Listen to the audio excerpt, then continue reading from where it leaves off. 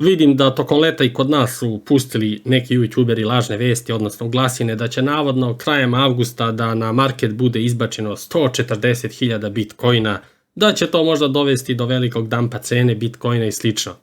Nisu se dobro informisali pa su vama gledalcima preneli laži, odnosno gluposti i naravno da to uopšte nije tačno. Eric Wall, jedan od poverilaca Mt. Goxa, kratko je odbacio vesti da će se oko 140.000 bitcoina poslatih poveriocima uskoro naći na marketu. U stvarnosti isplata će se odvijati u tranšama tokom nekoliko meseci. Eric Wall je pojasnio da Mt. Gox ne distribuira nikakve coine ove sedmice, ni sledeće sedmice, ni sedmicu nakon toga. Wall je također rekao da su neki ljudi odlučili prodati svoja potraživanja, ali nije bilo službene potvrde o tome kada će otplate biti isplaćene. Poverioci također još nisu dobili priliku prijaviti svoje adrese na koje će imovina biti poslata.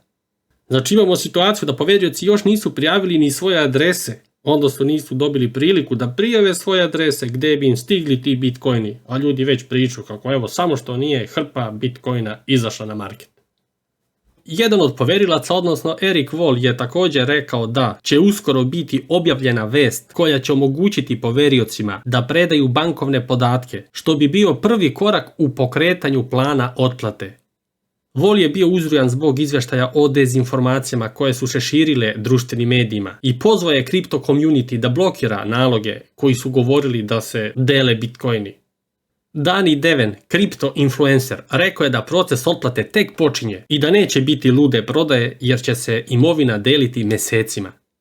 Službeni dokument o postupku otplate također pojašnjava mnoge aspekte načina na koji će se postupiti. Poverioci mogu odabrati prevremenu paušalnu otplatu. Od poverilaca se traži da se registruju u sistem što je pre moguće. Što se tiče oslobađanja imovine, vidite i sami šta kaže sudski dokument. Inače, dok su drugi govorili o tome kako krajem avgusta na market stiže 140.000 bitcoina, ja sam još tada malo bolje od njih to istražio, tako da sam odmah video da to nije baš tako, ali eto, mrzilo me da snima video. Uglavnom, tada je bilo reči da poverioci mogu da biraju da li hoće odmah da se prijave i da traže da im se njihova imovina vrati i da dobiju jedan deo svoje imovine ili da traže celu svoju imovinu da im se vrati, a da im to bude ispunjeno tek na kraju ukoliko bude i tada bilo sredstava. Također bilo je reči o tome da u suštini neće svi ni dobiti bitcoin, već da su mogli da izaberu nekoliko modela isplate, pa umjesto bitcoina da će neki dobiti i novac. Uglavnom poenta priče je da nije to baš tako kao što neki pričaju, evo sad krajem avgusta stiže 140.000 bitcoina, već postoje tu razne metode, razni načini i to je malo komplikovanije nego što se govori u javnosti.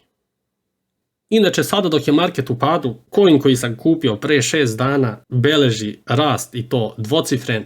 U odnosu na kupovinu koju sam obavio pre 6 dana, on je skočio 75%, a rast u posljednjih 24 časa preko 26%. To je nevjerovatno. Znači, Bitcoin i ostali coini padaju, a coin koji sam ja kupio skače. Pa gde to ima? Pa naravno samo kod mene. Naravno, memberi su vidjeli tu moju kupovinu, ali izgleda da ja više ni njima neću objavljivati nikakve kupovine zbog toga što onda dolaze novi memberi i slično, a meni stvarno gužva nije potrebna. Tako da, to je to što se tiče ovog videa.